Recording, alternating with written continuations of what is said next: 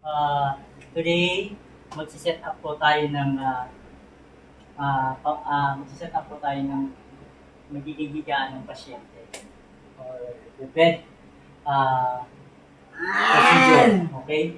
So, here, ito na po yung foam na gagamitin natin. Then, kung makikita nyo, naglagay ako ng side foam dahil magiging protection na rin sa pasyente. Since yung pasyente namin kasi is they disabled. So, Other term that. Disabled. Yung tak mo. Disabled. So, okay. First things, maglalagay tayo ng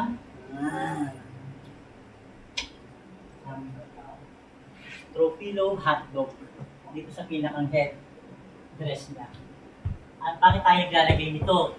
Para maproteksyonan po yung ulo ng pasyente in case na magkaroon siya ng Seizure. Agitation, or magwawala siya, ganun. So, second, ito yung big pillow. So, ipapatong po natin siya dito sa top of the hotdog. So, pansin nyo, ito yung inuna ko colored kaysa dito sa puti kasi nakasandal siya dito sa wall. So, iingatan natin na huwag magumita. Alright? Okay. Dalawa siya. Dalawa yung nilagay natin. The next is, after nung dalawang big pillow na nilagay natin sa pinakang headrest niya, maglalagay naman tayo ng underpad. So, underpad, ginagamit to once na yung pasyente magkaroon ng leak o pumupo, so mapoproteksyonan po yung pinakang foam natin. Alright? Okay, ilalagay ko na i-put on, then, ilalagay natin dito, sisingit natin siya dito sa pinakang side or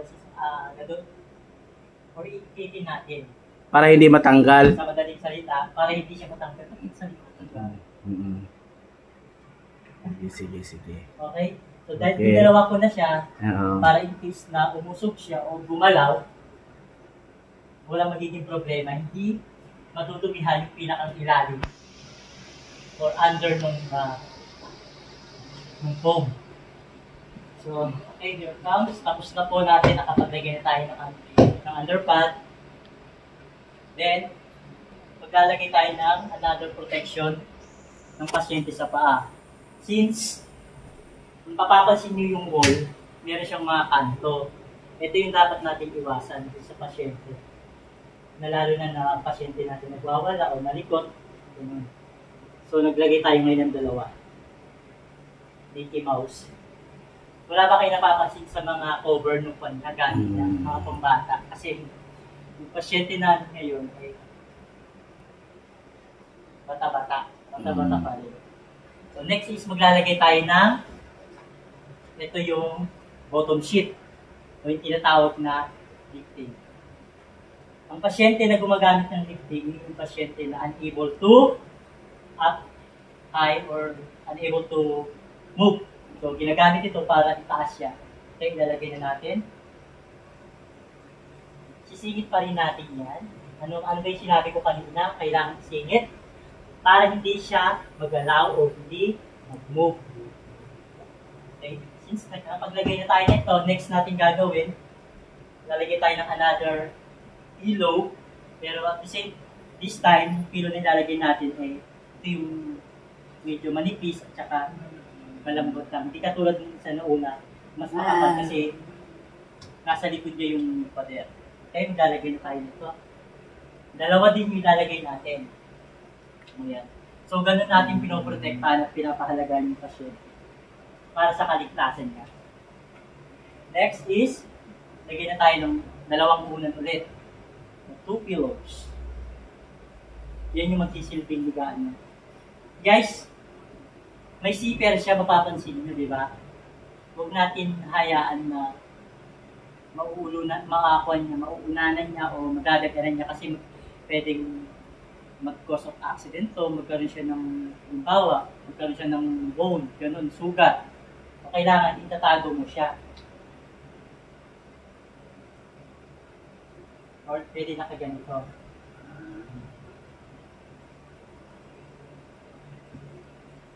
Okay na, nakapaglagay na tayo. The next is, maglalagay tayo ng 3 unan sa pinakang head dress ng pasyente. So, another thing is, important, kailangan pa rin natin maprotektahan yung ulo ng pasyente. In case na magkaroon siya ng seizure o wala. Ayan. Slant lang natin ha. Kaya dito kami gumawa ng bed settings kasi sira po yung aircon. Nasira yung aircon. So that's why Merong ventilation na. open ventilation ang ginawa namin. So dapat ang mga caregiver hindi lang madiskarte, dapat ginagamit din yung utak at talino. Kasi pag nasa loob, Oo. Masasuffocate yung pasyente, may tendency na magkakaroon siya ng hypertension o tumaas yung BP niya. Yun yung mga possible things na dapat natin iiwasan. Okay?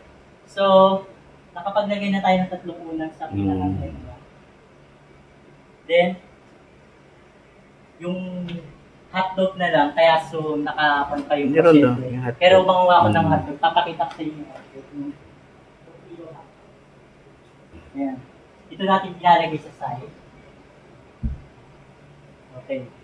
So, maraming salamat po sa panonood. Ito po. hindi, meron pa yung ventilation, yung curtain niya, yung privacy. Okay. So, pagka once Pag ang naligo, pasyente, nahihiga na po natin ito sa kanyang bed set na nagawa natin bed settings. So, kailangan, Sara mo. matutulog na, isasarado na natin yan. Okay, example. Sample dito.